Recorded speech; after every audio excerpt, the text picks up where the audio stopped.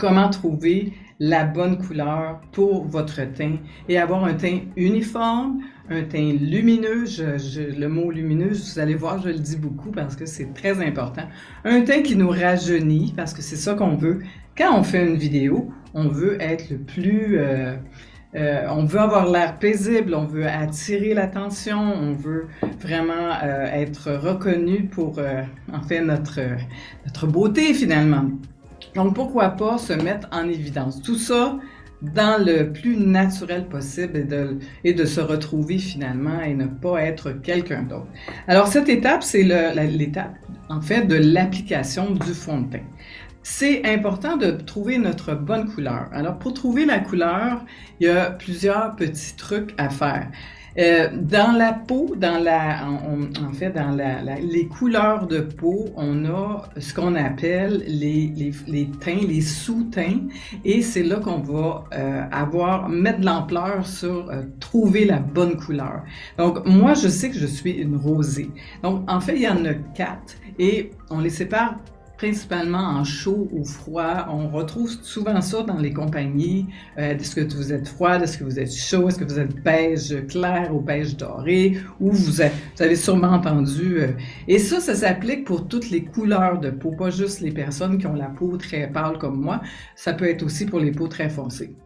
Donc, un des trucs que j'enseignais quand j'enseignais le maquillage à des élèves, physiquement, pas en ligne. Alors, je leur disais comment le trouver facilement, le sous-ton.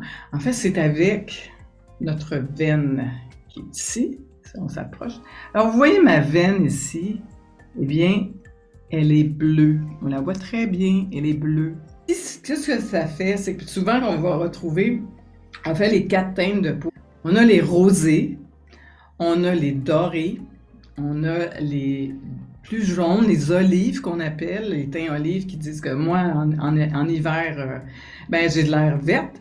Et on a les bleus qui sont très rares, c'est les teints très ivoires, les peaux très transparentes, les peaux qui ont vraiment beaucoup de problèmes à trouver leur fond de teint, justement, parce on les appelle les neutres, ils ont presque pas de couleur. Donc, on le retrouve souvent chez les gens qui ont les cheveux très, très noirs ou très, très blond cendré. Donc, ces gens-là, on voit leur peau qui est presque transparente. Donc, 4% de la population seulement qui ont cette peau.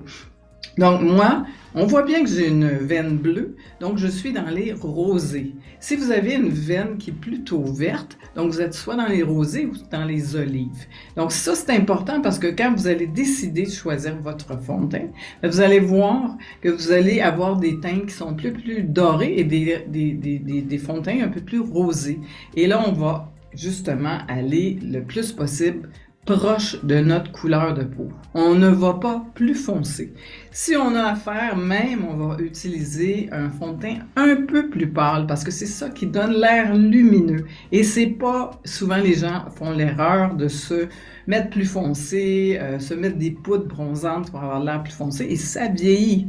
Je vous le dis, ça vous donne un air plus vieux.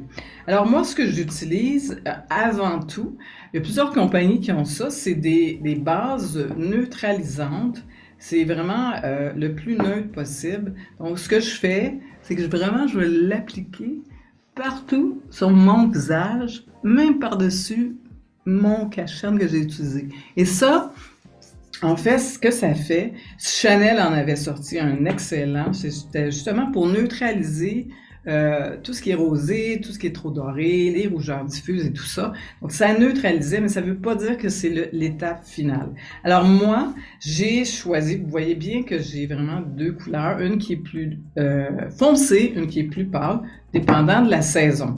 Parce que notre sous-ton ne changera jamais, à moins qu'on fasse une transfusion sanguine. Ce qui va changer, c'est justement l'intensité. Si vous êtes plus foncé, parce que moi, quand je bronze, quand je suis une rosée, quand je bronze, mon bronzage est plus rosé. Quand je suis plus doré, les gens plus dorés ont un teint plus doré. Ça se remarque vraiment bien.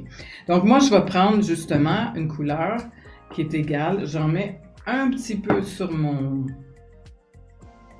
ma main et je l'applique justement aux endroits et peut-être éviter les endroits, voyez que je taponne les endroits où vous avez mis le beau cache-cerne qui est plus pâle. Vous n'avez pas besoin justement de repasser. Vous avez juste besoin d'aller, et là on va l'étendre dans le cou. Et là, ce que je prends, c'est une brosse qu'on appelle un kabuki. Et ce kabuki, c'est vraiment la forme qui est plutôt ronde, et c'est ça qui fait qu'on va diffuser. Ça fait vraiment comme un fond de teint appliqué au airbrush, parce que là, j'en ai un petit peu partout. Donc, je vais vraiment aller de façon circulaire sur ma peau pour vraiment diffuser mon fond de teint un peu partout. Et je vais repasser, ne pas oublier justement, pas loin des cheveux, il faut vraiment aller partout. Si on veut cacher, vous voyez déjà, j'ai beaucoup caché. Moi, j'aime ça quand ça paraît un petit peu, j'aime ça mes petites taches, j'aime ça quand c'est pas trop, en fait, quand on voit mes taches de rousseur, j'aime ça. Donc, l'effet de diffusion avec ce super pinceau kabuki, c'est ça que ça vous prend. Donc, même j'en mets sur mes lèvres parce que ça devient comme une base neutralisante. Et quand vous allez mettre vos couleurs par la suite, vous allez avoir la vraie couleur. Donc, voilà.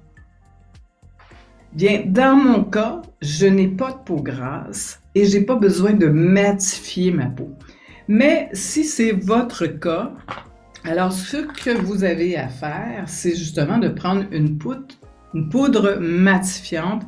Et ce que je fais, je reprends mon kabuki et je l'applique. Et ce que je fais, c'est que je vais l'appliquer seulement sur, on appelle ça le T-zone. C'est la partie où on a le plus de sueur ou le plus d'huile. Et vous savez, quand vous tournez, quand vous faites une vidéo, ce qui arrive, c'est que vos lumières reflètent sur votre visage. Et si vous avez une peau qui est un peu plus huileuse, donc c'est à peu près 5 fois plus que la normale, que l'œil normal. Donc, c'est sûr qu'il faut matifier. Et souvent, si je fais une session de photos ou plusieurs vidéos à la suite, puis à la place de tout refaire le maquillage, je reprends un petit peu de poudre et je vais rematifier ma peau pour avoir le plus possible. Alors, même pour les hommes qui font leurs vidéos et qui ont une peau plutôt grasse, et je vois ça souvent dans les vidéos, enfin non professionnelles, les vidéos qui sont faites plus maison, les gens ont la peau trop luisante et ça fait un peu bizarre, on ne sait pas trop pourquoi. C'est comme s'il manquait de fini, ça fait pas professionnel. Donc, ce petit truc change vraiment, vraiment tout. Et vous voyez, mon teint, on part de tout à l'heure dans le module 1 et on est rendu au module 3 et déjà mon teint est plus uni. Je pourrais vraiment juste faire ça, pas faire d'autre chose et mon teint serait plus égal, plus unifié, mais très lumineux, comme je vous ai dit tout à l'heure. Alors, on passe à le prochain module qui est vraiment une petite surprise et dans cette vidéo, en fait, vous allez le voir par vous-même, c'est un truc, une astuce de vedette qui fait tout le changement. Alors, on se voit dans la prochaine.